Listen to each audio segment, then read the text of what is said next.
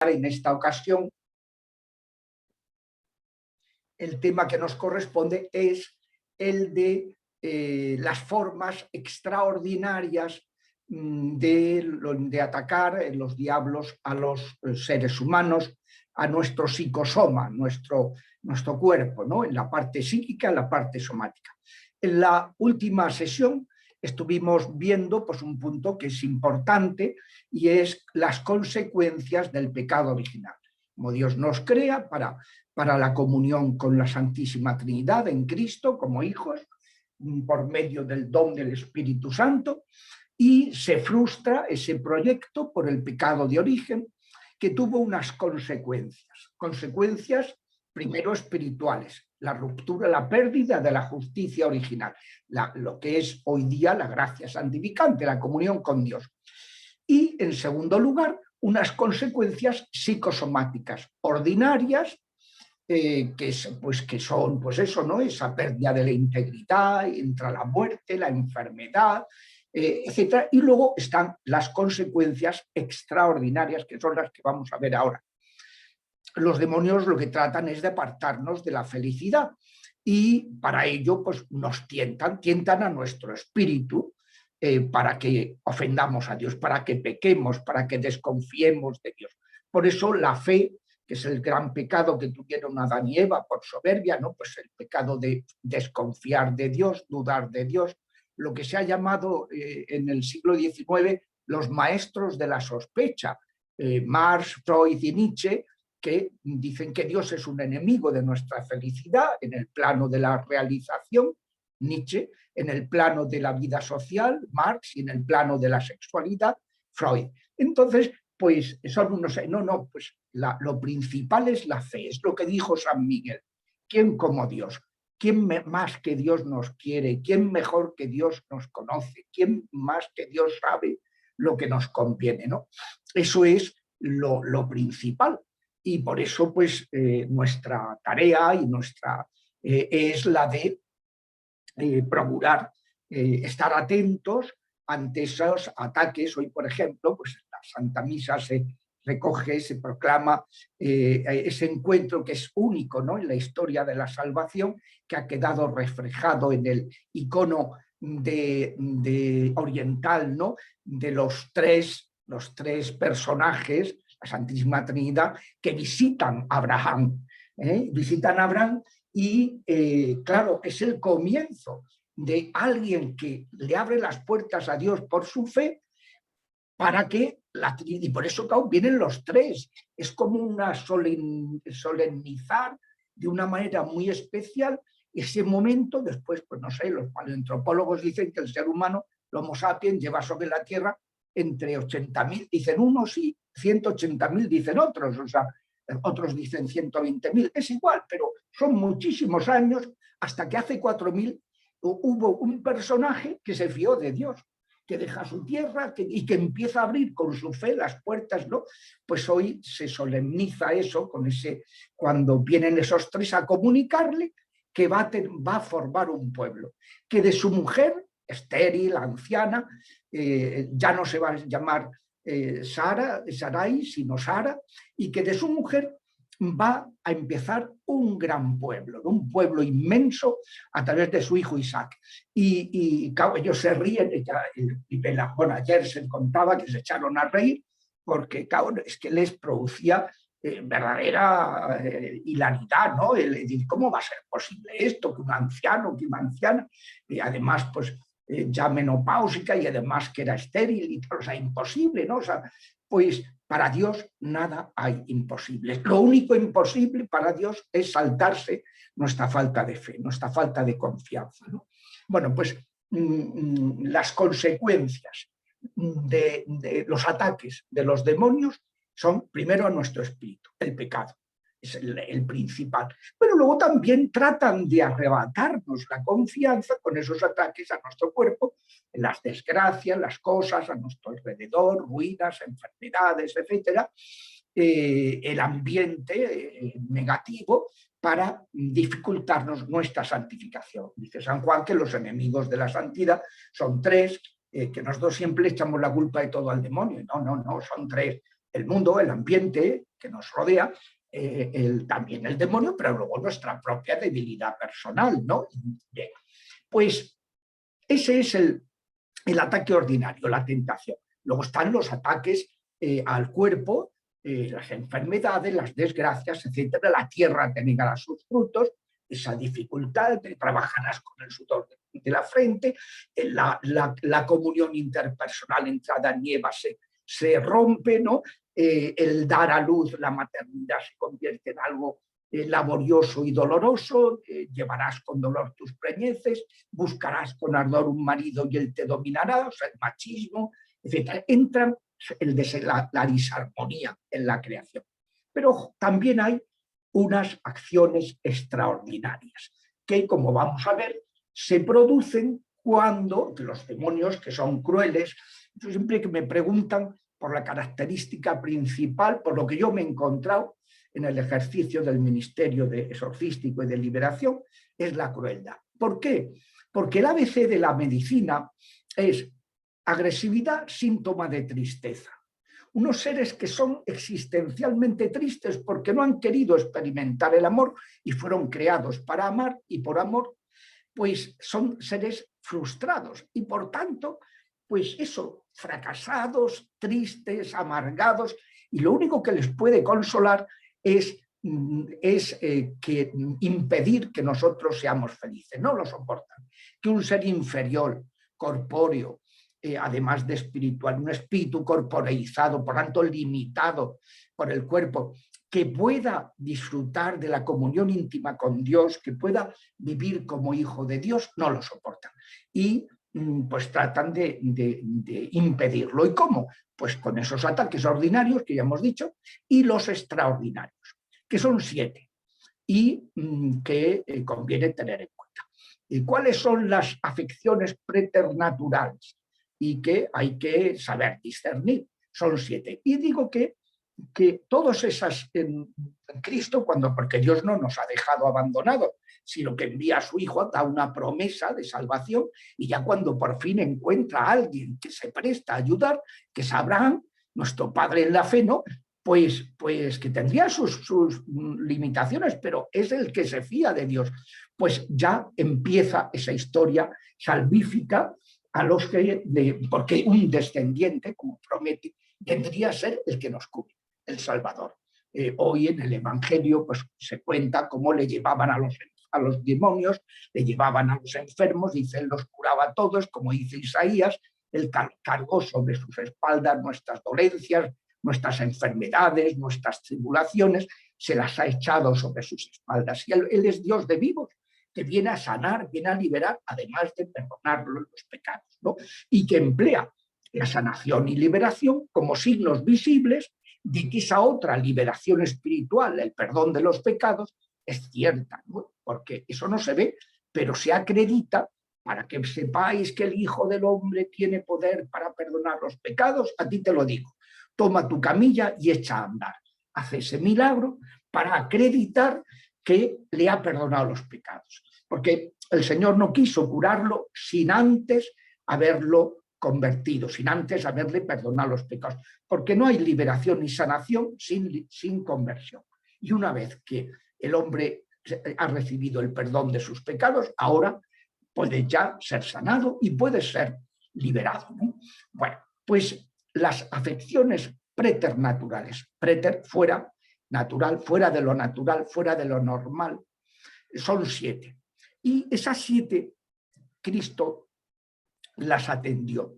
En el libro de las Expuestas se va explicando casos, ¿no?, de opresiones, de obsesiones, de posesiones, de vejaciones, o sea, las 4 tipos de afecciones personales, y también están esas otras 3 infestaciones, que no se llaman afecciones personales porque es a lugares, a objetos, a plantas y animales, son seres no personales, pero que los demonios utilizan a través de ellos para dañar, ¿no?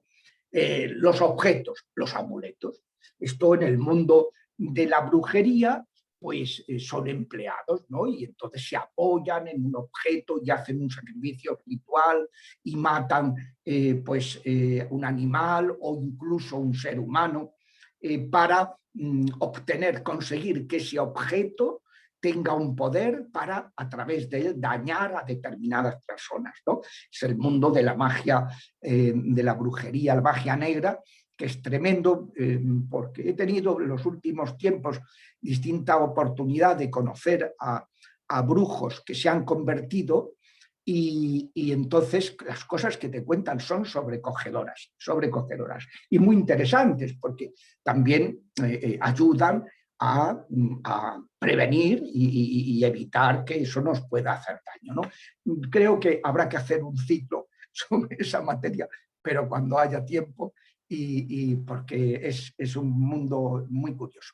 Pero ellos utilizan eso, los objetos. Entonces, pues, por ejemplo, pues, agarran un objeto de alguien y lo meten en un féretro que va a ser enterrado. Y entonces, ¿para qué vincular y atar y mantener atrapada a esa persona con ese entierro que se haya realizado a través de eso? O se va a un cementerio y se entierra en lugar de donde están los muertos, pues se entierra un objeto de alguien haciendo una invocación. Son objetos, amuletos, etc. Y esto pues hay que tener pues mucho cuidado y hoy día pues es muy frecuente. Pues hoy, por ejemplo, teníamos primeras comuniones esta mañana en mi parroquia y aparece, según esto, aparece una señora con una estrella de 5 puntas colgada al cuello, ¿no? Como una especie como si fuera una cruz o si fuera... Y claro, pues es que da pena, ¿no? Porque la gente no sabe lo que está llevando y el daño que le puede ocasionar y las que está abriendo puertas y está facilitando, favoreciendo que le puedan suceder cosas. O en un piercing, me acuerdo estando hace años exorcizando a una persona, empezó a dolerle enormemente la oreja y entonces le dije a un auxiliar, quítale ese piercing. Le quitó el piercing y desapareció el dolor. Era un objeto hechizado que estaban aprovechando los demonios y claro, en el contacto con la oración saltaron, se pusieron en evidencia, ¿no? Y se vio que esto, me acuerdo uno de los primeros exorcismos que hice en mi vida, pues el espíritu me puso preguntar, ¿hay algún objeto en latín que estés utilizando para atacar a esta persona? Y entonces pues respondió, después de pedírselo en el nombre de Jesús, tienen que hacerlo, pues respondió sí, la bola de cristal con el dragón negro. Y claro, el marido que estaba a la cabecera de esta mujer, pues dijo, pero si habíamos destruido todo, pero estas navidades nos regalaron una cosita que vino desde China, muy mona y tal, y no sé qué. Bueno, fue destruir el objeto y desaparecer la posesión. Si el instrumento que estaban utilizando para... Y eso pues a veces hay que destruirlo y otras veces no se puede destruir porque no se sabe dónde está, pero el sacerdote tiene el poder con la palabra de Jesucristo, es decir, tomar autoridad sobre ese hechizo, ese amuleto, anularlo, nulificar todos sus efectos, triturarlo, destruirlo y mandarlo envuelto en la sangre de Cristo, los estragos de nuestro Señor, para que él disponga de ese objeto. Y pues quitarles, arrebatarles a los brujos, a las brujas, a los miembros de sus sectas y de sus linajes que los apoyan, quitarles poderes que utilizan a través de esos objetos, esos amuletos, ¿no? Y pues esto hoy día, por desgracia, a mí me piden, padre, que venga a bendecir la casa. Y bueno, atente a las consecuencias. ¿Qué quiere decir? Digo, que como tengas cosas de amuletos, pues vas a tener que eliminarlas. Uy, no, nosotros no tenemos nada. Llegas a la casa y lo primero te recibes un elefante con la trompa hacia arriba para la buena suerte.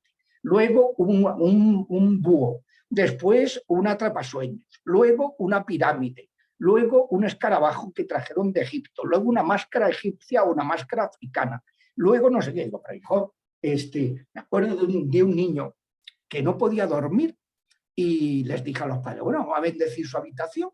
Y entonces el chaval, cuando llegué a la habitación, me recibe en la habitación un Darth Vader de la Guerra de las Galaxias, que era el lado oscuro, pues así de alto, muy alto, ¿no? Bueno, empezamos a eliminar. Claro, el chaval se quedó con la tercera parte de sus juguetes, porque las dos terceras partes eran malísimos. Claro, los padres ni se habían dado cuenta, ni se podían imaginar, y eso. Y luego era, pues que si unas zapatillas con el pentáculo o pentagrama luciferino, es el signo satánico más antiguo de la humanidad. Que si luego, pues, todo tipo de monstruos, de tal, claro, la gente no sabe lo que está metiendo en su casa, unas haditas, unas brujitas, unos demonitos, que no sé qué. Claro, pues todo eso tiene un efecto terrible, ¿no? Los objetos. Luego la infestación de lugares.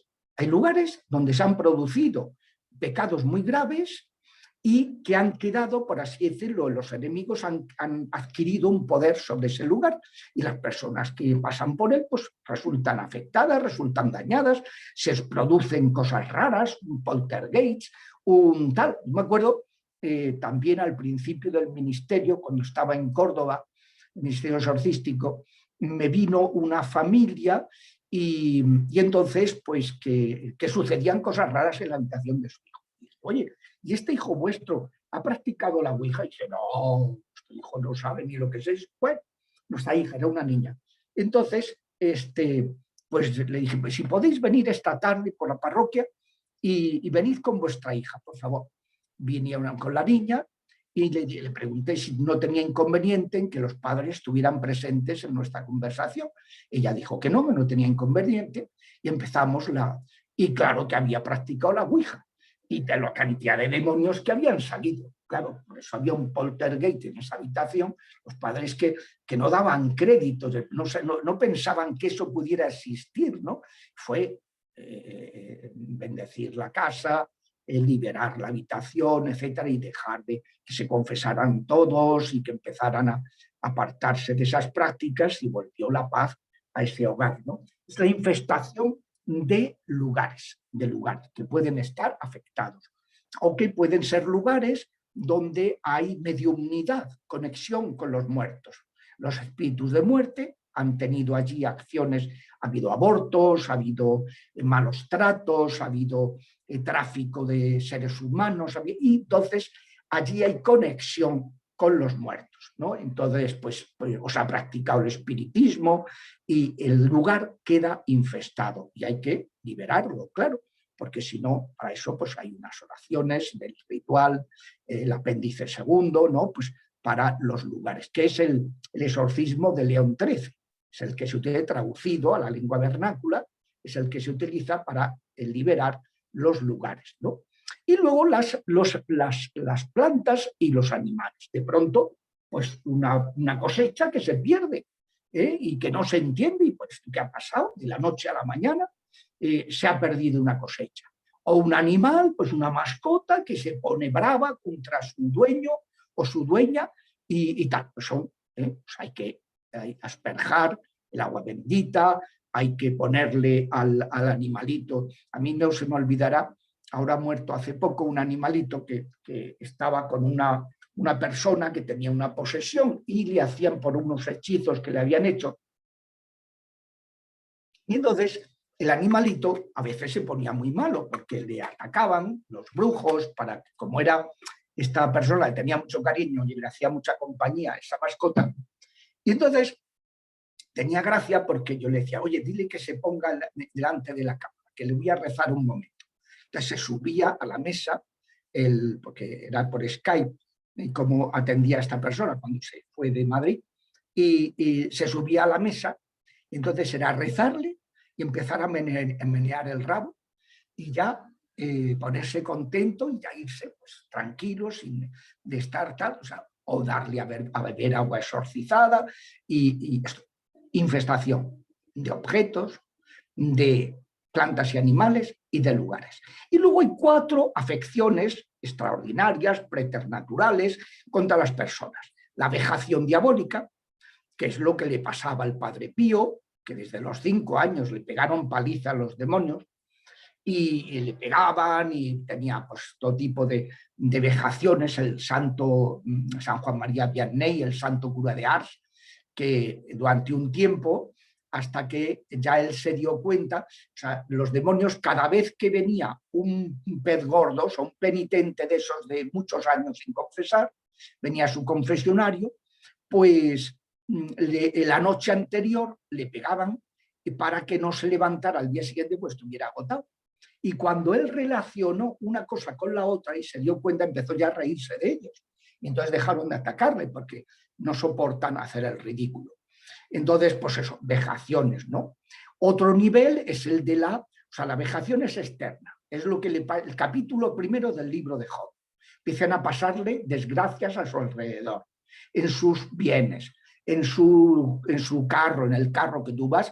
El otro día me decía una persona que estaba en una de las vías de circunvalación de Madrid, en la M40, pues había una entrada, había una retención, y entonces un coche, pues que en la entrada a ese carril, de pronto, ¡pua!, pegó un acelerón y se empotró contra él.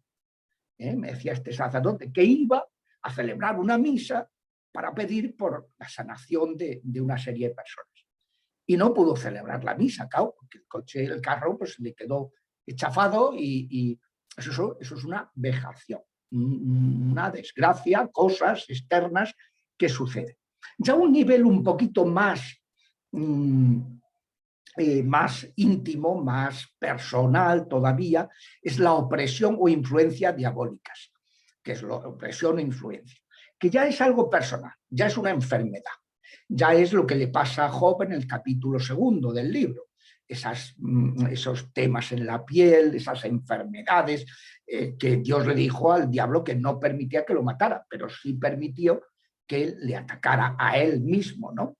Para mostrar que Job no era, como decía el diablo, que era un hombre pues interesado, pero que en cuanto le fuera mal iba a despotricar de Dios, ¿no? Pues no se rebeló ni despotricó de Dios, aunque estaba hundido, estaba deprimido, ¿no?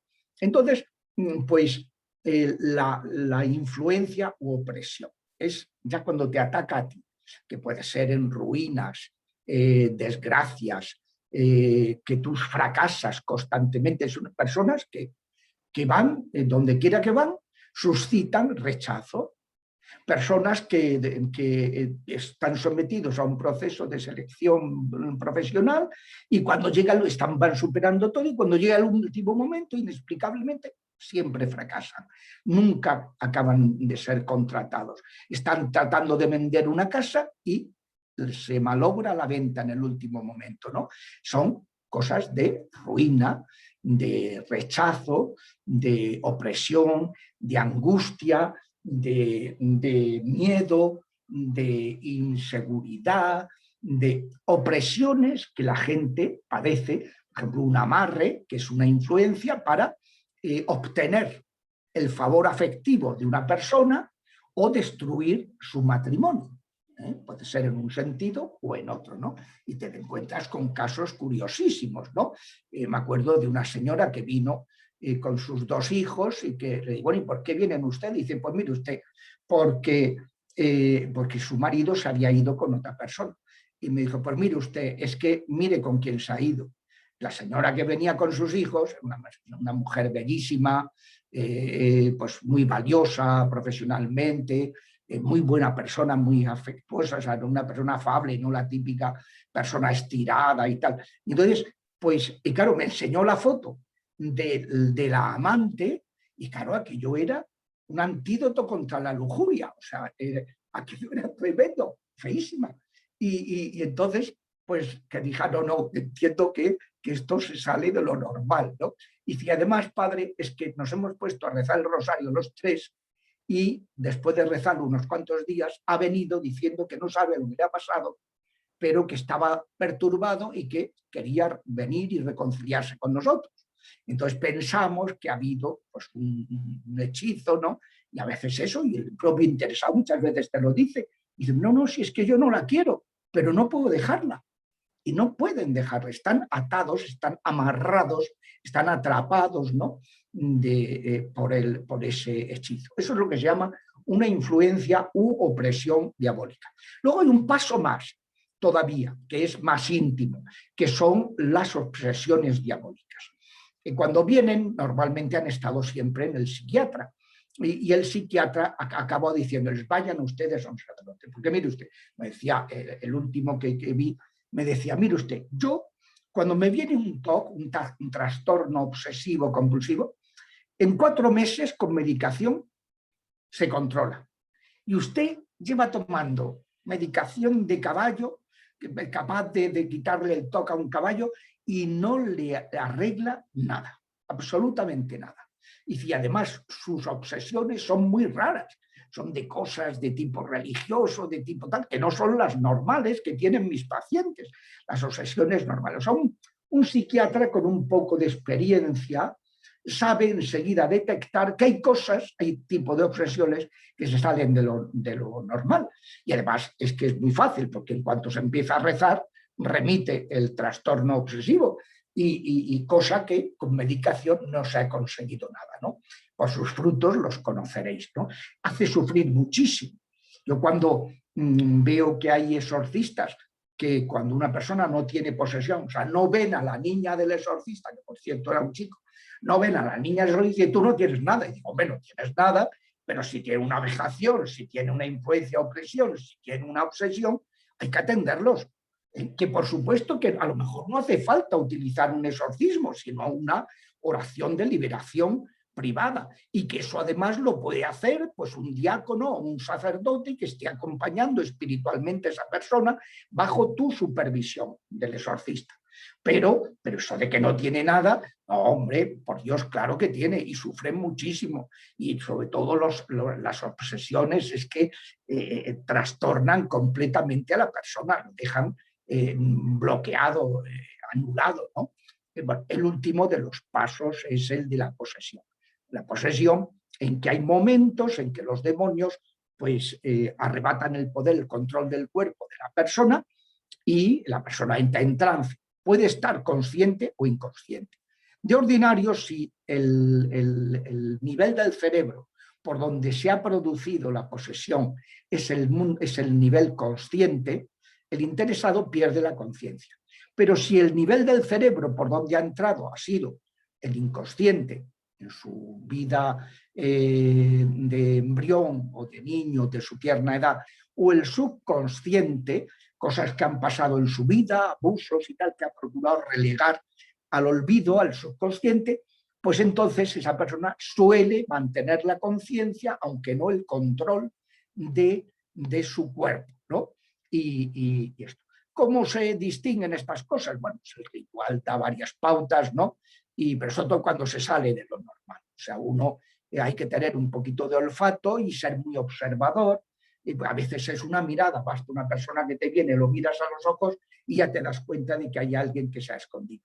Y entonces dices, no necesito más, ya te pillaré, habrá que empezar a rezar y a lo mejor a la tercera, la cuarta, la quinta oración salta, acaba saltando, ¿no?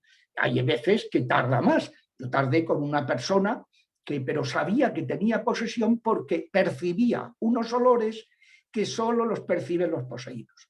Y entonces, por ese fenómeno, dije, esta tiene algo. Y estuve un año rezándole todas las semanas una oración de liberación y un día, pues el Espíritu me puso, pregunta, en el nombre de Jesús, dime quién eres.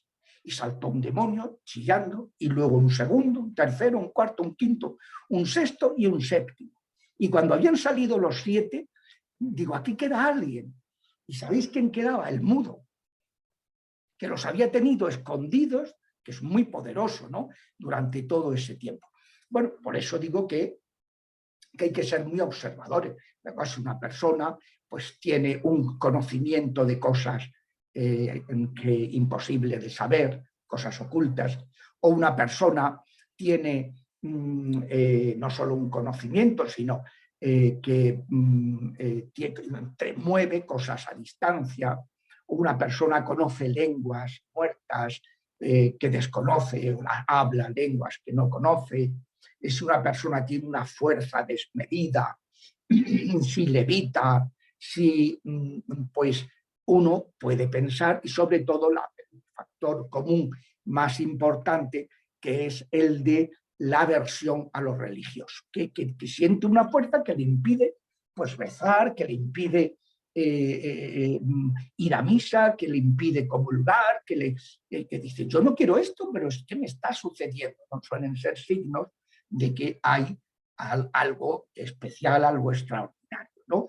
Y que hay que, esto, bueno, cosas así como más llamativas también, ¿no? Si la persona vomita, pues un clavo enorme, ¿no? Una cadena o una masa, como me pasó, una masa de barro tamaño calabacín, o tiene 3 arcadas en la primera, vomita, no sé si eran 10 o 13 ranas en la segunda, otro grupo y en la tercera 3 ranitas pequeñas, pero vivas. Entonces, claro, uno dice, bueno, aquí hay algo que se sale de lo normal, ¿no? Son las 7 afecciones preternaturales y hay que atenderlas todas, todas. Y no podemos dejar a la gente sin atención.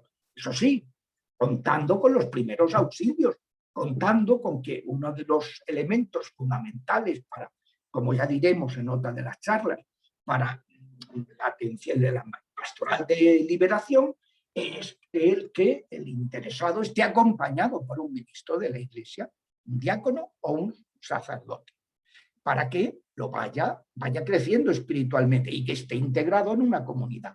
Cuando eso sucede, pues la persona queda muy apoyada, queda muy acompañada, y además el ministro que acompaña puede hacer los primeros auxilios, que es muchísimo, muchísimo, y ayudarle luego a que esa persona siga los procesos de oraciones que conviene seguir para cerrar las puertas, porque ese es el otro punto que íbamos a tratar en esta sesión, que es cómo en Lucas, en el capítulo 10, dice que cuando Jesús decía que cuando el diablo es expulsado, va vagando por lugares inhóspitos, se acuerda del lugar donde salió y regresa, diciendo que pues volveré al lugar de donde me echaron.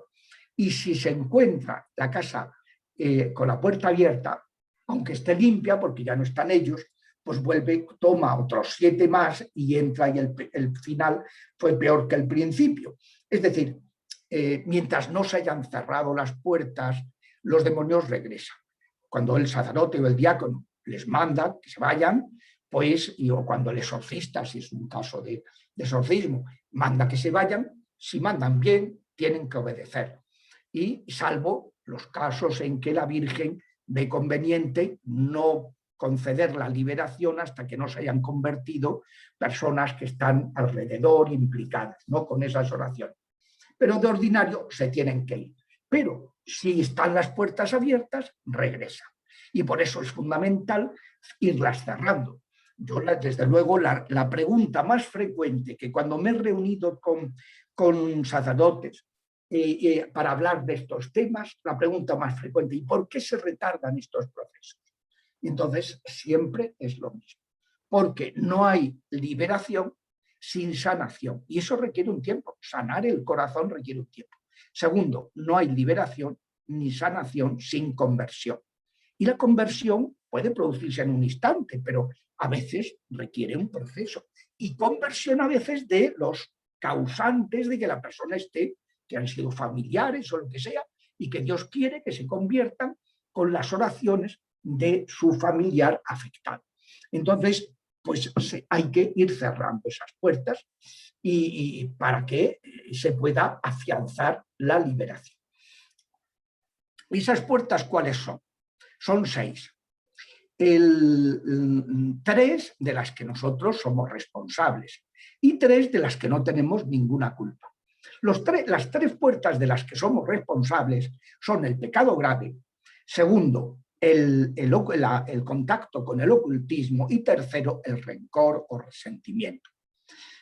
Pero hay también otras 3 puertas de las que no somos responsables, y eso explica que haya pues, personas que santas, María de Jesús crucificado, la Navita, está Anneliese Michel, la del exorcismo de Emily Rose, gente santa que ha sido, el otro día escribí un artículo enumerando pues, toda una serie de santos y beatos que han estado poseídos o que han padecido, como Santa Gema de Galgani, San Pío de Pietrelcina, Santa Teresa de Calcuta. Teresa de Calcuta tenía una influencia, una noche oscura de 50 años, contaba el postulador de la causa, y que cuando el arzobispo de Calcuta fue a visitarla en una última fase de su vida al hospital, el médico le dijo, mire, llame al exorcista porque el cuadro clínico, que no consigue dormir, que tiene unas molestias tremendas,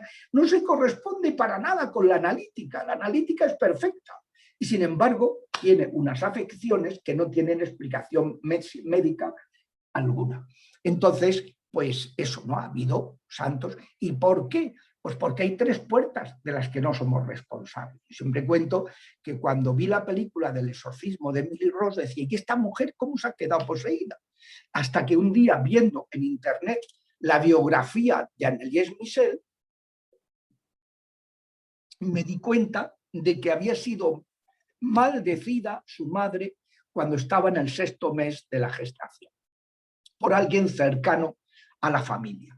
Y entonces había quedado poseída, ¿no? Por esas maldiciones, pues cuanto más cercana es la persona, si es un familiar o tal, todo eso tiene un efecto, le da a los demonios un poder enorme, tiene un efecto demoledor sobre las personas. Hay 3 puertas de las que no somos responsables: los maleficios recibidos, las heridas de seno materno, heridas afectivas y a lo largo de la vida, contacto con gente tóxica, abusos, malos tratos, etc. Entonces, la 5ª puerta. Y la 6ª, que son herencias de nuestros antepasados. No se hereda el pecado de los antepasados, como siempre recuerdo, ¿no? Ante este teólogo, entre comillas, mexicano, que dice que no existen las herencias intergeneracionales cuando la Biblia es constante, y porque el pecado es personal. Digo, claro que el pecado es personal, pero el pecado original, que es personal en nuestros primeros padres, se transmite en sus consecuencias a través, por generación. Por generación. Cada vez que es engendrada una persona humana, es engendrado en ese estado que se llama de pecado original originado, el estado, una herencia ancestral, y de la misma manera, como dice el Deuteronomio y dice el Éxodo, pues dice, soy un Dios celoso que castigo el pecado de los padres en los hijos hasta la 3ª y 4ª generación. Dios, así como el bien se transmite 1000 generaciones, es decir, siempre, lo malo Dios ha puesto un coto por los méritos de la pasión de su Hijo Jesucristo, para que no trascienda, pero también son esas puertas. Entonces, eso pues es importante porque todos tendemos un poco a culpabilizar a las personas que padecen afecciones extraordinarias y nos podemos equivocar. De hecho, ya digo que el libro de Job es como un bofetón en que porque los amigos de Job lo que hacen constantemente es decirle algo habrás hecho, que es la teoría de la herejía de la retribución inmediata. Como dicen los calvinistas, si yo estoy con Dios, me tiene que ir bien en salud, dinero y amor. Pues no, señor. No, señor. Como dice el libro del Coelet, conozco gente buena que le va fenomenal en salud, dinero y amor y gente buena que le va fatal en esas cosas. Conozco, dice, gente mala que le va muy bien en salud, dinero y amor y gente mala que le va fatal en salud, dinero y amor.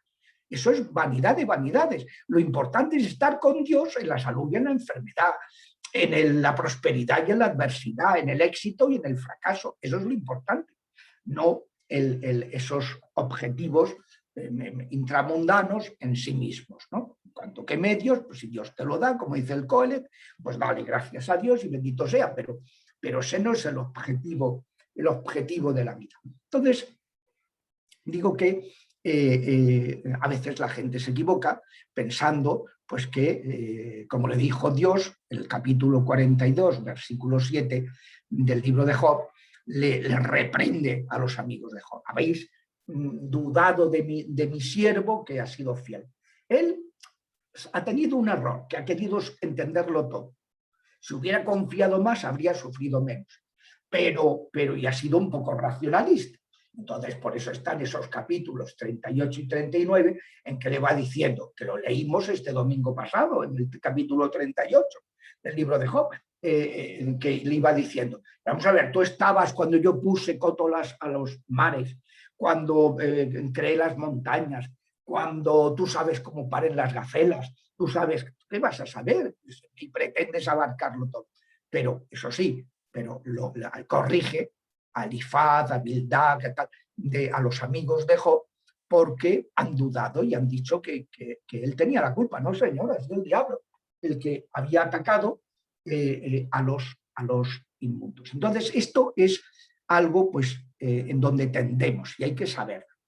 Entonces, cuando se trata de ayudar a una persona, hay que hacer una historia clínica, hay que hacer un diagnóstico, no basta con rezarle. O sea, podemos caer en el error de los psicólogos meramente conductuales, cognitivo-conductuales, que es, bueno, vamos a darle un enfoque distinto del problema y vamos a darle una pauta de conducta. Mira, cuando te venga la agresividad y estrujarías a tu cónyuge, lo que haces es que te vas abajo al gimnasio, le pegas unos puñetazos al punching ball y descargas la agresividad y así ya no le chillas a nadie ni te irritas contra nadie.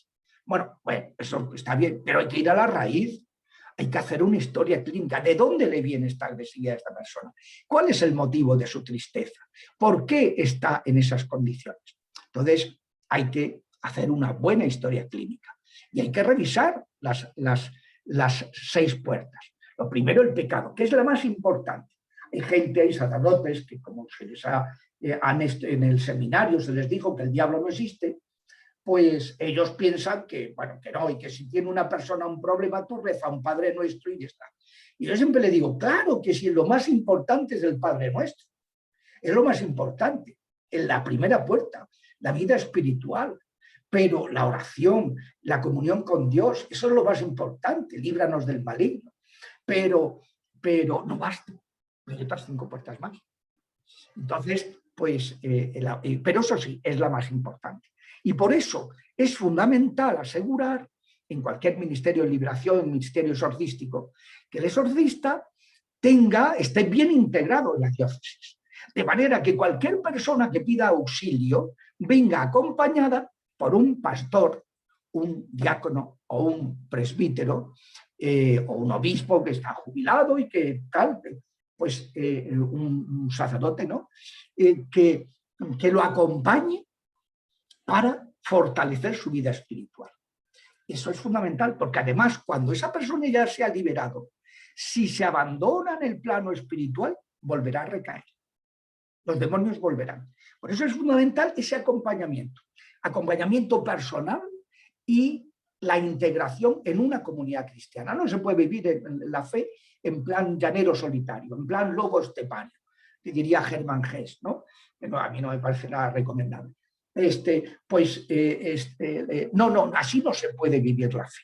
La fe hay que vivirla en comunión con los hermanos. Padre nuestro que estás en el cielo, venga a nosotros, siempre nosotros, tu reino, perdonar. O sea, la comunión es fundamental. Por eso la primera puerta, el cuidar la espiritualidad de la persona, que se convierta, que tal. A mí me emocionó mucho cuando estuve un tiempo yendo con un exorcista que nos iba formando y nos puso un caso, que era una persona con una posesión terrible, y cuando después de rezarle se dirigió a nosotros, nos dijo, padres, miren, que sepan ustedes, que porque veo que me miran con mucha compasión, con mucha misericordia, y es verdad, pero yo estoy muy agradecido a Dios, porque gracias a todo este proceso, todo este sufrimiento, he descubierto un mundo en el que nunca me lo habían explicado, yo nunca había conocido a Dios,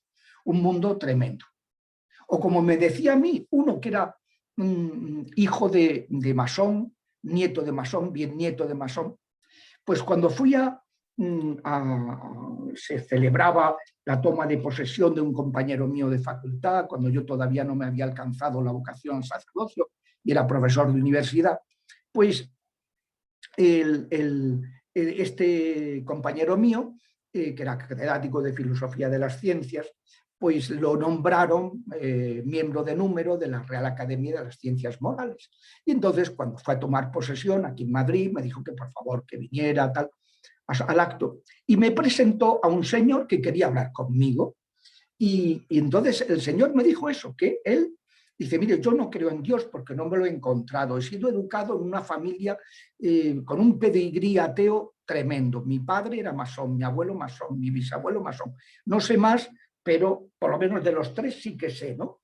Y entonces dice, pero yo respeto, desde que he conocido a su amigo, respeto mucho la religión porque eso que me han enseñado a mí en la Ilustración, de que ser cristiano, ser un tarao mental, porque la fe se opone a la razón, pues me he dado cuenta de que eso es falso, porque la persona más inteligente que conozco en mi vida, que es su amigo, él se declara creyente. Y entonces, pues claro, pues yo respeto mucho, pero eso sí, lo que yo no me he encontrado con Dios. Y sin embargo, y bueno, ¿y usted qué quiere de mí? Dice, pues lo que querría es saber si usted puede rezar por un ateo para librarme de los demonios. Digo, pero vamos a ver, si usted no cree, ¿cómo creen los demonios? Dice, ¿qué tiene que ver? Yo a Dios no lo he visto, no me lo he encontrado. Pero los demonios sí que me atacan y me fastidian. Entonces, claro, yo creía que si tú no crees en Dios no puedes creer en el demonio. No, no.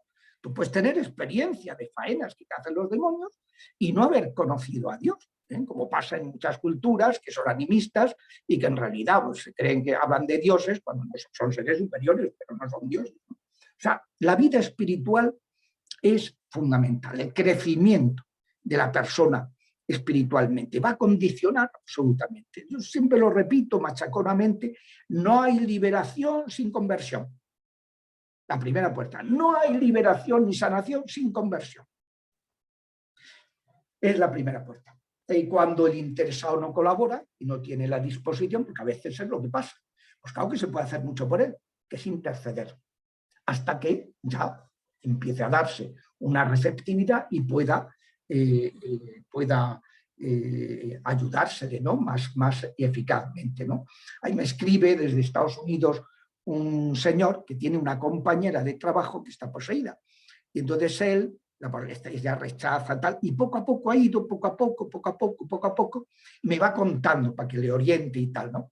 Y entonces de cosas que va haciendo, de cosas, como poco a poco, esa persona se va volviendo más receptiva y toda la desconfianza que tenía de Dios, pues va desapareciendo, ¿no? Porque va viendo, pues que, oye, que hay gente que es buena y que se preocupa de ella y que tal, entonces, bueno, pues eso es la primera puerta, es muy importante. La segunda es el contacto con el cultismo. Y como hemos ya hablado, hoy día, por desgracia, como han venido toda esa corriente de que han emigrado, ¿no? Tanto a Estados Unidos y Canadá como a Europa, cantidad de personas del mundo africano y cantidad de personas del mundo animista de Sudamérica y cantidad de prácticas orientales que dan culto a los espíritus, del hinduismo, el reiki, el yoga, el mindfulness, el tai chi, las terapias alternativas, etcétera, que todo eso pues, ha invadido, ¿no? Todo Occidente. Y entonces, claro, esa invasión de brujerías, de tal, pues está ocasionando pues cosas tremendas, porque la gente, claro, por ignorancia, o va un sacerdote y el sacerdote se ríe de él. Dice, vaya usted al psiquiatra, que sí, que a lo mejor viene que el psiquiatra también, pero tú ayúdale en lo tuyo. O sea, tú ocúpate de lo tuyo, que es rezar, y de la sanación y la liberación espiritual. Si además necesita una ayuda psiquiátrica, recomiéndale un psiquiatra con una antropología cristiana. Y si además necesita una psicoterapia, recomiéndale un psicólogo, un psicoterapeuta con una antropología cristiana. Pero no dejes de hacer tu trabajo. Es que como dice el Papa, oye, que uno de los mayores errores que cometemos los curas es que porque veamos algo de tipo psicológico, psiquiátrico, ya nos olvidamos de lo espiritual. No, señor, que muchas veces van unidas, porque los demonios crean perturbaciones, con esas perturbaciones crean desequilibrios, desajustes psíquicos o psiquiátricos, y otras veces se aprovechan de la fragilidad psicológica o psíquica para atacar espiritualmente. Por tanto, o sea, el contacto con el mundo oscuro, con estas prácticas, pues es lo primero que después de la conversión, del pecado, de la vida de sacramentos, pues que hay que ayudar a la persona a apartarse y a abjurar de todo eso, ¿no? No basta con confesarse de haberlo hecho, sino que hay que abjurar. Igual que cuando uno, por ejemplo, pues una persona ha dejado la Iglesia Católica y se va pues con cualquier grupo, una secta o lo que sea, ¿no? Cuando vuelve, si quiere ser readmitido en la Iglesia Católica, tiene que abjurar de esos errores. No basta con que se confiese de haber dejado la Iglesia Católica. Tiene que hacer la abjuración, que es un acto canónico. No se me olvidará, estando precisamente en Córdoba, pues que una persona que no era de mi parroquia, que era de otro sitio, pero el vicario quiso que me encargara, dice, pues tú tienes una mentalidad jurídica y pues, tu familia hay muchos juristas, y es importante en este caso porque hay que dar muchos pasos por parte de ella y por parte de él, pasos complicados canónicamente, y basta un desliz para que se anule la boda que van a contraer, o sea, toda una serie de cosas que tenían que hacer, ¿no? Entonces hay que abjurar, no basta con confesarse, ¿no? La confesión te quita el pecado y parte de las consecuencias, pero las consecuencias, el resto de las consecuencias, hay que sanarlas, hay que destruirlas con la abjuración. Luego, la tercera puerta es el rencor. El rencor, resentimiento, es resentir, seguir manteniendo la herida. Eso es súper tóxico. Además, baja el sistema inmunológico, propicia la generación de cánceres, etcétera, ¿no? Entonces, hay que perdonar. No hay nada más sanador y más saludable que perdonar. Y hay que perdonar no solo en el plano consciente, sino también poner a Dios las heridas que pueda haber en el ámbito inconsciente y en el ámbito subconsciente. Cosas que han sucedido en nuestra gestación y en los primeros meses de vida extrauterina, cuando nuestro raciocinio todavía no se había desarrollado, y en el ámbito subconsciente, cosas que han pasado en la vida que no somos capaces de sobrellevar y que relegamos a la mochila, al mundo del subconsciente, ¿no? Pues ahí también hay que perdonar. A mí no se me olvidará uno de los auxiliares que tenía, que le surgió en un momento dado un cáncer, y haciendo oración el Señor dio una palabra de conocimiento diciendo que iba a curarla, y era un cáncer doble en el hígado, estaban los dos lóbulos afectados y por tanto no se podía operar, y que iba a curarla pero iba a tardar tiempo. Y yo no sabía por qué iba a tardar tiempo, y de pronto, indagando, me di cuenta, que yo no lo sabía, que era una persona adoptada. Claro, tenía hasta los 7 años que fue adoptada, ya no recordaba nada, pero nada es nada. Había relegado al subconsciente todo ese sufrimiento estaba en una inclusa, la madre iba a verla, porque había sido engendrada por un señor que no se podía saber que lo había hecho, estas cosas que se sucedían antes, y entonces la mandaron a la madre a gestar a la niña a Madrid, y la gestó, la dio a luz, la dejó en una inclusa, y pues iba a verla los fines de semana. Pues imagínese el dolor de la criatura cada vez que su madre la dejaba ahí y se volvía a su ciudad, ¿no? Pues claro, tenía una herida en su inconsciente por el rechazo de la concepción, ¿no? Del rechazo, haber sido rechazada. Y en el mundo del subconsciente, hasta los 7 años, tremendo. Entonces fuimos haciendo oraciones de sanación en ese sentido, y de pronto, inexplicablemente, cuando ya se fue rezando esto, de pronto los dos cánceres se juntaron en un lóbulo. El médico no entendía nada, dice, esto no lo he visto nunca. Entonces ya se la pudo operar, se le quitó el lóbulo afectado, y ahora mismo tiene el 70% de actividad hepática, o sea, vive una vida normal y totalmente muy bien, ¿no? Pero hubo que, y se tardó año y medio de oraciones, hubo que sanar esa herida de rechazo profundísima que tenía en su inconsciente y en su subconsciente. El tema hay que explicarle a la gente en esta materia que el perdón no es un sentimiento sino un acto de la voluntad por el que yo decido no vengarme de la persona. En lugar de desearle otro mal, pues desearle la conversión. Que no está reñido con la reparación, con la verdad y la justicia, el reconocimiento y la justicia. Pero yo puedo perdonar unilateralmente. La reconciliación es bilateral, pero el perdón es unilateral. Yo puedo perdonar aunque la persona me siga haciendo daño, porque le deseo que se convierta, le deseo el bien. Esto es muy importante, sobre todo cuando uno se encuentra en el ministerio de liberación con almas perdidas, que suelen estar muchas veces atrapadas por el tema del rencor. Me acuerdo cuando estuve en Santo Domingo de los Áchilas, en Ecuador, que pues me invitó allí el exorcista, me invitó el señor obispo, don Bertrand Vic, a que diera un curso a toda la diócesis. Y entonces, pues esto fue en el año 19. Resulta que en ese viaje, ¿no? Pues que hice allí a esta diócesis, pues el tercer día, por la mañana daba el curso y por la tarde de 8 a 1, y comíamos a la 1, y luego después por la tarde cada día don Bertrand me tenía muy organizado, porque además es una persona muy, muy ordenada y muy suizo y muy ordenado, entonces cada día, y el tercer día me dijo, hoy vamos a hacer una sesión práctica para aquellos sacerdotes que se animen, los exorcistas que habían venido de todo el país, y luego para aquellos sacerdotes de la diócesis que libremente quieran. Estábamos 20 y pico. Y después de exorcizar, de hacer oración por la persona que trajo el exorcista diocesano, y por su madre, porque hubo uno de los presentes y dijo, la madre está peor, y se dio cuenta, y entonces le rezamos a la madre también. Al salir nos encontramos con una señora, con una hija de 18 años, 17 años, oscura, y es que tenía pegados estaba poseída, tenía pegados 2 muertos, con los que hablaba desde hacía tiempo.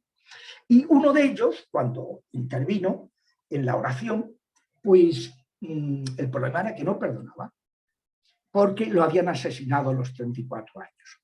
Y entonces, pues eso, hasta que no le ayudamos a perdonar, hicimos con él la oración de perdón y ya se despegó y se encauzó en su purgación, ¿no? Es muy importante el tema del perdón para poderse liberar y encauzarse en la purgación cuando se trata de almas del purgatorio que están en la oscuridad, ¿no? Que están muy perdidas, ¿no? Bueno, son las 5 ya pasadas, voy a ir muy breve en las otras 3 puertas. Los maleficios recibidos, que ya digo que que hacen más efecto cuando es gente más cercana, y esos maleficios recibidos, pues hay que saber que hay que tener mucho cuidado con la lengua, porque hay muchas maneras de maldecir. A veces un padre que le dice, te va a pasar tal cosa, le está maldiciendo. Y hay que retractar eso, porque si no, los diablos aprovechan esas cosas, esas expresiones, para hacer daño a sus hijos, ¿no? Hay que bendecir, a los hijos hay que bendecir. Hay que siempre orar en su favor. Luego, estos maleficios hay que romperlos, tomar autoridad sobre esos, cancelarlos, modificarlos, con el poder sacerdotal, poder de Jesucristo, que con esa palabra del sacerdote tiene poder sobre todas esas maldiciones y maleficios, ¿no? Luego la 5ª puerta pues son las heridas de seno materno y las heridas afectivas a lo largo de la vida, que hay que detectar y hay que orar porque todo eso nos hace vulnerables, ¿no? Vulnerables, especialmente cuando ha habido, pues es muy frecuente las posesiones, cuando ha habido malos tratos, abusos, una violación, un abuso sexual, un estupro, pues todo eso es tan grave que deja a los demonios pues, un poder especial sobre la persona, porque es como cuando se ha hecho algo muy grave en un lugar, ¿no? Pues ahí queda un poder diabólico muy especial, ¿no? Que hay que sanar y hay que liberar.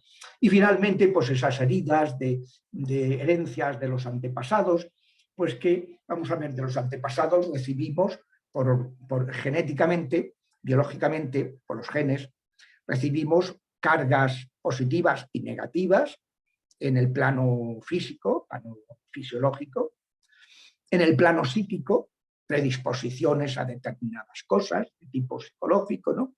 Y también en el plano espiritual, que es lo que se llaman las cargas epigenéticas, epi sobre los genes, adheridas a los genes, adherencias espirituales por pecados cometidos. Si una persona comete un pecado muy grave y se muere sin haberlo retractado y sin haberlo remediado, pues esa persona que ha cometido eso daña a su árbol genealógico, a sus descendientes, y puede dañar hasta la tercera o cuarta generación. Por eso las oraciones por los sufragios por los antepasados siempre se hacen por las 5 generaciones anteriores, y a veces uno ve que sigue habiendo cosas, entonces hay que remontarse otras 5 más, porque claro, si ha habido un pecado, pero se repite 3 generaciones después, pues ya quedan lastradas otras 3 más, y entonces hay que hacer es una obra de misericordia maravillosa, la oración, los sufragios por los difuntos, que tiene un efecto estupendo, no solo en el interesado, sino en el árbol genealógico, los descendientes de esa persona que ha ocasionado el daño, ¿no? Una ruina, unos problemas matrimoniales, de fracaso matrimonial, enfermedades, suicidios, cosas de todo tipo. Cosas graves, ¿no? Pecados de ocultismo, de prácticas de brujería, etc. Entonces, es importante que en esa materia, ¿no? En este tema, pues en detectar de qué se trata. A veces lo que se consigue es que un antepasado que se ha salvado ha cometido una cosa, si al morir ha aceptado la misericordia divina, se ha salvado. Pero puede estar pues muy atado todavía al pecado y muy lastrado y estar perdido, estar en la oscuridad. ¿Qué pedimos por los difuntos? Señor, dales la paz, el descanso eterno, y brille para ellos la luz perpetua, la luz, porque el estado más básico del purgatorio es la oscuridad, cuando están perdidos, ¿no? Entonces hay que ayudar a esas almas con la oración, pidiendo la luz, pidiendo el descanso, la paz, y que encuentren la paz de esas criaturas, que acepten su purgación. Entonces, si una persona se ha salvado, tiene esa carga y hay que ayudarle con las oraciones a remediarlo, a liberarse de eso. Y al hacerlo, se libera también a todos los descendientes. Segundo, si una persona que ha cometido esos pecados muere y rechaza la misericordia y se condena, lo que se consigue con estas oraciones es que el poder que los diablos tienen de dañar a los descendientes a cuenta de ese pecado gravísimo que cometió el antepasado, pues pierdan ese poder. Que ya esos antepasados, que son invocados muchas veces por los brujos, que están condenados, pues, y que están invocados por los brujos para adquirir más poder de dañar a los descendientes, pues se pierde ese poder, se corta la relación y entonces se libera el árbol genealógico. Y a este respecto, y con eso acabo, porque ya son 8 minutos, a este respecto diría que no demos por perdidos demasiado fácilmente a la gente. Me he encontrado, y cuento el caso de una bruja que era tía bisabuela de 2 señoras que estaban poseídas, que era una desgraciada. Luego que me enteré, pues que eso era una desgracia. Yo pensaba que estaba en el infierno, pues cada vez que la mencionábamos se organizaba la mundial, pero no, era una persona muy desgraciada, muy perturbada, que a base de orar, de pronto un día se echó a llorar, se arrepintió, pidió perdón a sus sobrinas nietas y ya el proceso se liberó y empezó a caminar pues a marchas, a una marcha estupenda, ¿no? Entonces, no demos por perdidos a las personas, porque puede ser que en lugar de haberse condenado, que estén ahí, atadas todavía, muy apegadas al pecado, pero que hayan aceptado la misericordia y que el Señor las haya salvado, aunque ellas estén en la oscuridad y no sepan el estado en que se encuentran. Bueno, pues aquí lo dejamos, ¿no? Porque no quiero yo atentar contra el horario, ¿no? que tenemos y muy bien, estoy abierto a preguntas que puedan. Muchísimas gracias, Padre Javier, por esta interesante charla. Quiero invitar a los asistentes de este curso que puedan presentar sus opiniones, sus comentarios, preguntas al Padre Javier. Ahí, Claudia Serra. Buenos días, padre. Yo estaba leyendo su libro, el de las 6 puertas de entrada, y veía que en cuanto a las heridas de vientre materno, usted compartía que habían personas de la renovación carismática que lo habían acompañado en un proceso de oración por sanación del vientre materno. Entonces, yo quería preguntarle si, con respecto a la renovación carismática, ¿cómo ha influido en los ministerios de liberación? Hay cosas, vamos a ver, la renovación ha aportado determinados conocimientos que ha revelado el Espíritu Santo en el ámbito de la oración, ¿no? Por ejemplo, estas heridas de seno materno lo reveló ahora mismo es un tema que es por así decirlo, la estrella de la neurología pediátrica. Y todos los médicos pues cuidan mucho y tal, y están hablando de lo importante que es cuidar a la gestante para que se sienta apoyada, porque han comprobado que la falta puede ocasionar sentimiento de abandono, de rechazo, de lo que sea, porque como eso además no es racional, sino que el bebé lo percibe por medio de neurotransmisores y hormonas, pues puede hacer una interpretación equivocada, como yo cuento en el libro de una madre que vino con 2 niñas y que pues esas niñas, la madre había trabajado hasta el último día y se habían sentido rechazadas. Una pensaba, si me rechazas es porque soy mala, merezco morir, y se procuraba la muerte a partir de la adolescencia por medio de la anorexia. Y la otra era al revés, si mi madre me rechaza tengo que hacer lo que sea para que me quiera. Y era la más servicial, la mejor niña del mundo, pero le provocaba estrés y se le caía el cabello. Tenía una alopecia areata importante. Entonces, pues eso. O sea entonces, en el ámbito de la renovación carismática ha habido pues muchas cosas de estas que se han ido revelando. Es un ámbito que procede del mundo pentecostal, que invocan al Espíritu Santo. Como ellos no tienen sacerdotes, todos pueden hacer de todo para ellos, según ellos, ¿no? Entonces cometen algunas imprudencias que yo siempre advierto a los de la renovación carismática católica. Es decir, hay 2 cosas que no debéis hacer y que las hacen a veces, que son, una, imponer manos. Las manos pueden unos padres, por ley natural, imponer a sus hijos. Y los ministros en la Iglesia sobre el resto del pueblo de Dios. Porque es un gesto en el Antiguo Testamento, si leemos como cuando Moisés le impone las manos a Josué para transmitirle eso, cuando vemos, o sea, es un gesto siempre de autoridad que tienen los ministros y tienen los padres sobre sus hijos y los ministros en la Iglesia. Cuando impone las manos un particular, pues puede estar transmitiendo lo que tenga dentro, que puede ser bueno o malo y puede ser peligroso. Yo siempre se lo digo. Segundo, hacer una cosa que tiene prohibida la Congregación para la Doctrina de la Fe. La Iglesia lo prohíbe y lo recordó la Congregación en el año 85 en una carta que escribió a los obispos diciendo que los laicos no deben hacer oraciones imperativas. Y hay muchos devocionarios de oraciones que dicen, yo por el poder de la sangre de Jesús reto y tomo autoridad y ato y expulso y mando a estos demonios inmundos con el poder de la cruz de Cristo. Eso lo puede hacer un sacerdote o un diácono, no lo puede hacer un laico.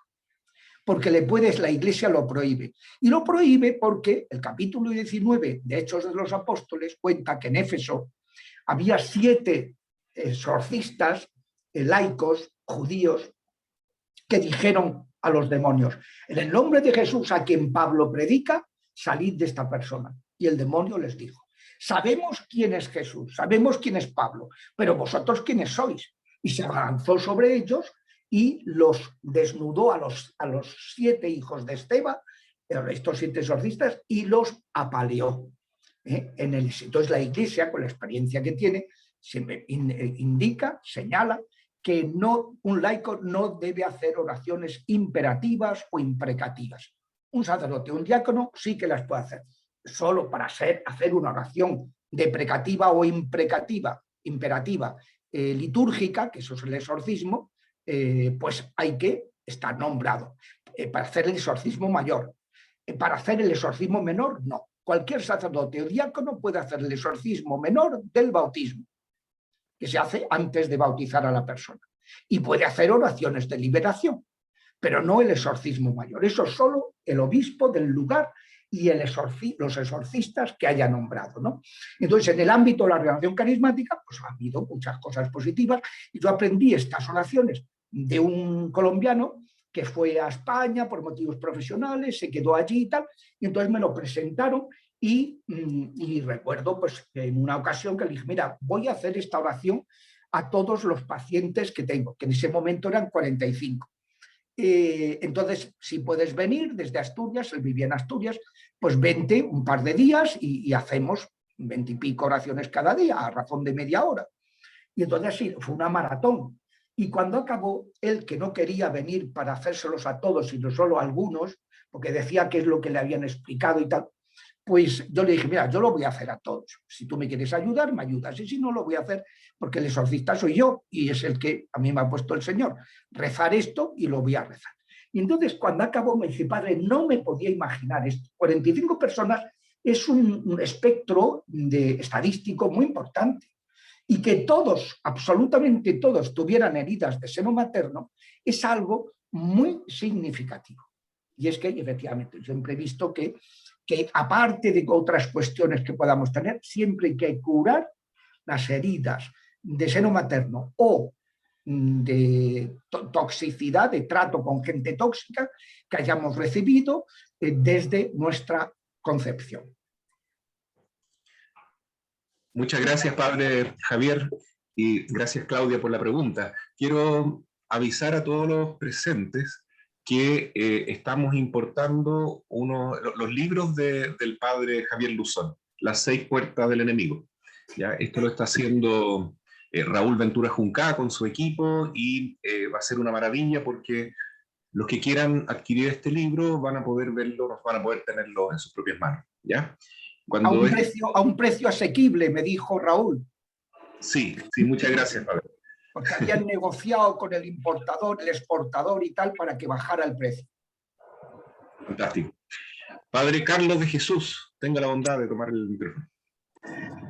Padre Javier, es que, bueno, usted me ayudó con algo preternatural que yo venía viviendo hace muchos años, pero que desde que me ordené sacerdote, pues yo empecé a sentirlo como más evidente, ese tema de los familiares. Y bueno, y lo otro, lo que pasa es que quisiera ilustrarme más sobre el tema de las almas errantes, porque bueno, con mi familia yo hice todo un proceso sanador que se manifestó en sueños, pero hubo una cosa real, que era un primo esquizofrénico de la familia que se me pegó a mí y pues me apretaba. Bueno, todo esto que yo no sé si usted recuerda, pero usted me ayudó, me puso tareas, yo las hice, me liberé y pude ayudar a todos los familiares que necesitaban porque se me manifestaban a través de sueños. Entonces, ¿cómo puedo yo ilustrar un poco más eso? Porque a veces yo no me gusta tocar el tema, porque una vez lo toqué con un amigo exorcista y no, como que no le sonó, porque él decía, mira, uno se muere y tiene un juicio personal, o va al purgatorio, o va al infierno, o va al cielo. Entonces, yo sé que a la iglesia le cuesta trabajo hablar de un tema que hay que discernirlo. ¿Dónde podré encontrar de pronto, dónde ilustrarme más? Yo estoy orando por eso, porque usted habla de las almas errantes. Entonces, quisiera como que encontrar más material con respecto a eso. Muy bien. Vamos a ver, hay un libro del padre Fortea que se llama así, Tratado de las Almas Errantes, donde explica el status cuestiones. Yo ahí tengo un programa con la Renovación Carismática Dominicana semanal, en la que he tratado este tema de las almas errantes en varios, voy a mirar, en varios en varias sesiones, ¿no? Son unos vídeos de unos minutos, vídeos de, a ver, un momentito que vea esto, unos vídeos de 8 minutos y que se llama Cerrando las puertas al enemigo. Entonces, vamos a ver dónde tengo este tema de las almas errantes. Aquí está. Discernir el número 34, 35, 34, 35 y 36, para discernir entre esas realidades. Bueno, en el libro de las 6 puertas viene muy detalladamente y explicado. Ahí se explican 2 cosas. Una, que el Padre Amor hasta el año 1996 opinó que esto no existía, que eran demonios que engañan. Pero a partir de ese momento publicó un libro, Psiquiatría y Exorcismo, en el que dice que se había rendido a la evidencia y que era tal la abrumadora experiencia que él mismo había tenido y de gente que le había escrito, que no le quedaba más remedio que aceptar. Y entonces, pues pasó al otro lado. Pero la exorcística italiana, que se ha nutrido del Padre Amor, desconoce que él cambió de parecer en el año 96. O por lo menos no quieren darse por enterados. Y entonces, pues niegan este tema y dicen que eso no, que eso es una cuestión que no es así. Entonces, el Padre Amor, que no era teólogo, pues la explicación que le dio a partir del año 96 fue una explicación un poquito peregrina, porque cayó en un error que está condenado en el siglo XIV, que es el error del intermediacionismo, que usted acaba de decir. Es decir, no hay un estado intermedio, como decía el Padre Amor, que son personas que serán juzgadas en el juicio universal, pero todavía no han sido juzgadas. No, la doctrina católica dice que cuando morimos, statutum esso minimus semel mori. Está establecido que los hombres, dice la carta a los hebreos, muramos una sola vez. Et deinde judicium. Y después, inmediatamente después, el juicio. Y para unos, el que se produzca el juicio no significa que uno esté preparado para conocer la sentencia.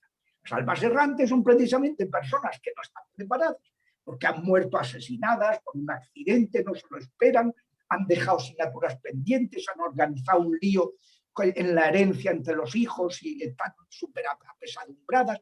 Hay muchos casos de causas por las cuales se produce ese apegamiento al mundo de los vivos, pero son gente que ha sido juzgada y que se ha sido salvada. Y que el Señor, que conoce si la persona está abierta a su misericordia, la salva. Y que a lo mejor tarda un tiempo, necesita una propedéutica. Es que en el purgatorio hay varios estados.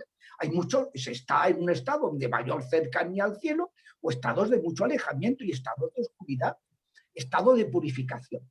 Entonces esa purificación pues, requiere una propedéutica, una aceptación, y ese es el punto de eso. O sea, no existe un estado intermedio. Todos somos juzgados al morir. Y las almas errantes son almas que están en el purgatorio. Que están en el purgatorio y que están aferradas todavía a la vida porque no han aceptado su muerte. Y entonces cuando encuentran a alguien, un lugar o una persona que tenga mediumnidad, que haya sido atacada por los espíritus de muerte, se establece la conexión. Y entonces es cuando puede haber, pues eso, presencias y cosas, que se borran, ¿no? Pues con las oraciones de esa mediumnidad, con las oraciones de liberación.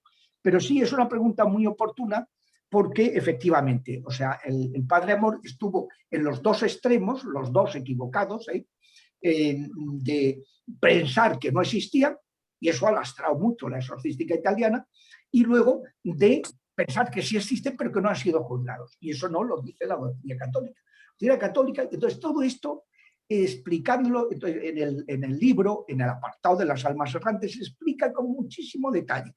Se explica la doctrina católica, se explican las condenas del Papa Benedicto XII, me parece que es, sobre el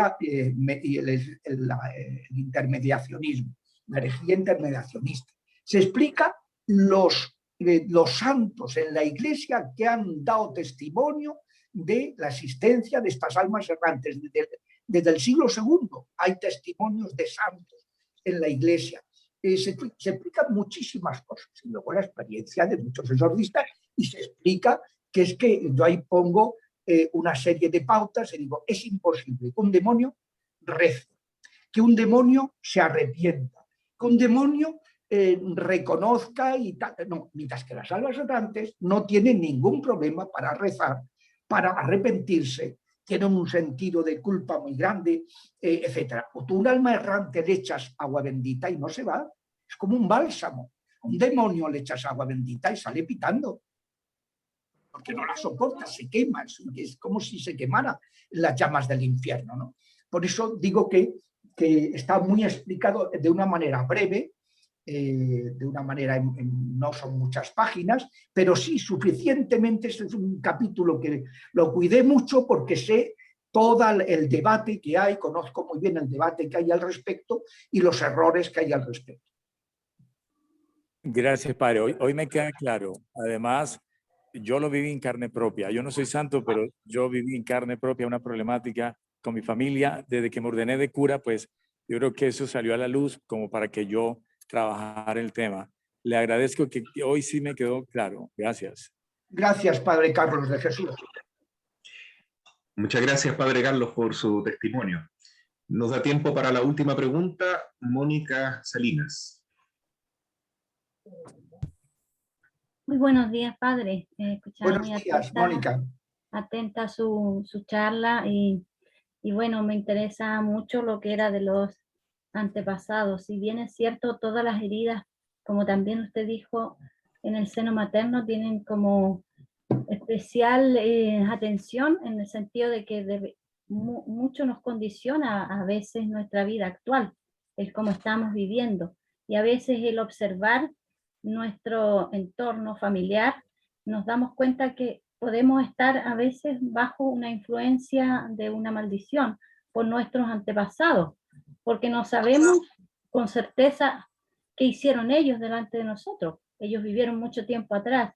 Entonces, qué importante sería como que pudiéramos, aquí yo sé que hay hartos sacerdotes, se le darle la importancia a poder orar por estas cosas, por la sanación del árbol genealógico, porque siento que, como dice usted, hay que ir a la raíz, pero también a veces algunos problemas actuales y todas estas tendencias que ahora están tan de moda en la juventud, ¿no es cierto?, en todas esas cosas de ir a la nueva era y todas estas prácticas que son a veces como tan atractivas, que el enemigo las pone atractivas, es porque también en nuestra generación hubo también esa tendencia tal vez al ocultismo. Entonces nosotros, como heredamos también esa parte, también existe hoy en día eso. Y bueno, lo he vivido como muy cerca todo esto, y en mi familia también. Entonces por eso puedo hablar con propiedad. Eso. Muy bien, los sufragios por los difuntos es una de las obras de misericordia más bonitas. De orar a Dios por vivos y difuntos. Se nos enseña en el catecismo desde pequeños. Pues es una de las realidades en todas las misas. Intercedemos por los difuntos. Encargamos cuando muere una persona las misas gregorianas, que el Papa San Gregorio, pues, o el Papa San Gregorio Magno instituyó. Es algo, pues esa comunión de los santos es una realidad pues que es muy importante y que tenemos que tener. Nosotros no sabemos lo que hayan podido hacer ellos, pero Dios sí que lo sabe. Y nosotros lo que sí sabemos es que hemos heredado la oportunidad de vivir y por tanto de ir al cielo gracias a que ellos nos han transmitido la vida. Y tenemos el deber de justicia y de caridad de interceder por ellos. Luego, además, son oraciones de ida y vuelta, porque los primeros beneficiados somos nosotros. Cuando en nuestro árbol genealógico se mejora, ¡buah!, todo se empieza a notar en todos los descendientes una mejora, que desaparecen malos sentimientos, rencores, cosas, porque los diablos van perdiendo poder de hacernos daño. Entonces, es muy importante vivir la comunión de los santos. Y sí, y bien entendido que mucho ojo a las constelaciones familiares. Una de las prácticas de Nueva Era es la versión Nueva Era de la comunión de los santos. Nosotros sabemos que estamos en comunión y que hay comunión con nuestros difuntos y con otras personas de nuestra familia. Pero entonces, en la Nueva Era lo que hacen es, por medio de unos signos, de unos muñequitos, de un tal, de no sé qué, pues invocar a los demonios para, dicen ellos, remediar determinados problemas de influencias. Sería algo, pues, la psicología sistémica, que cuida mucho el tema de la familia, pues una versión Nueva Era de la terapia sistémica, ¿no? Que es, pues, ya meterse en el mundo de las relaciones interpersonales a través de los diablos. No, ojo, muchísimo cuidado con las constelaciones familiares, porque eso es una invocación a los espíritus, que podemos resultar muy dañados, ¿eh? Y luego también saber que no se habla con los muertos. A los muertos hay que dejarles descansar en paz, entregárselos al Señor. Lo que hacemos es orar por ellos y pedirle a Dios pedirle a ellos que intercedan por nosotros, si están en el purgatorio o en el cielo, que intercedan por nosotros. Pero no hablamos con ellos, los dejamos descansar. Porque hay gente que se está pegada a su abuelito y no lo deja descansar al pobre abuelito.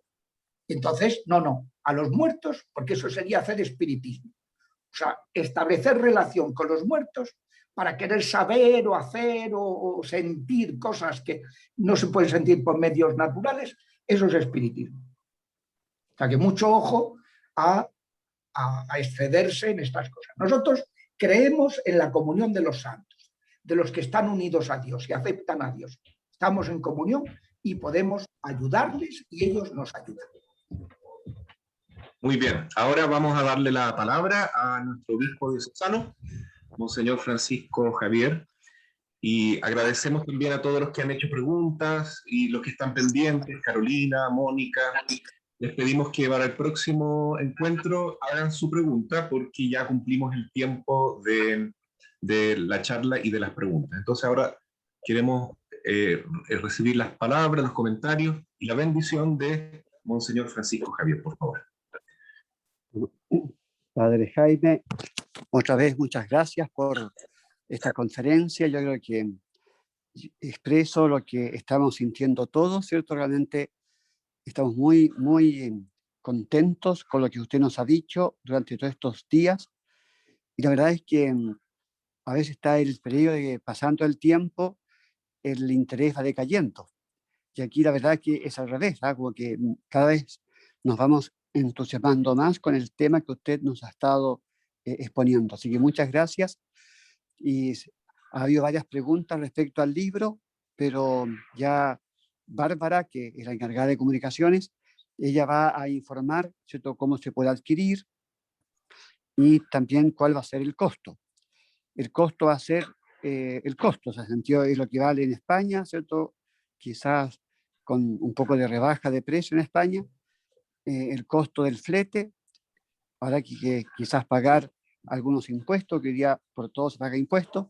Entonces, por parte, ¿cierto?, de los organizadores de esto, se va a cobrar solo el costo, 0 pesos de ganancia, así que en sentido tengan esa seguridad, y por lo tanto no depende de nosotros cuánto va a costar, sino que va a depender de todo, ¿cierto?, cuánto vale en España, cuánto vale el flete y cuánto vale la internación, que es el impuesto. Así que eso. Ya se les informará cuando lleguen los libros y teniéndolos ya, entonces se les va a decir cuánto cuesta. Vamos a terminar con nuestra conferencia invocando a la Virgen Santísima, nuestra buena Madre, y la que vence siempre al demonio y a quien los demonios más temen. Así que digámosle a la Virgen Santísima: Dios te salve María, llena eres de gracia, el Señor es contigo, bendita tú eres entre todas las mujeres, y bendito es el fruto de tu vientre, Jesús. Santa María, Madre de Dios, ruega por nosotros pecadores, ahora y en la hora de nuestra muerte. Amén. Ave María Purísima, sin pecado concebida. San José, ruega por nosotros. El Señor esté con ustedes. Y con su espíritu. Y la bendición de Dios Todopoderoso, Padre, Hijo y Espíritu Santo, descienda sobre ustedes, les acompañe siempre. Amén. Amén. Nos vemos entonces, si Dios quiere, el próximo sábado, como siempre, puntualmente a las 10 de la mañana.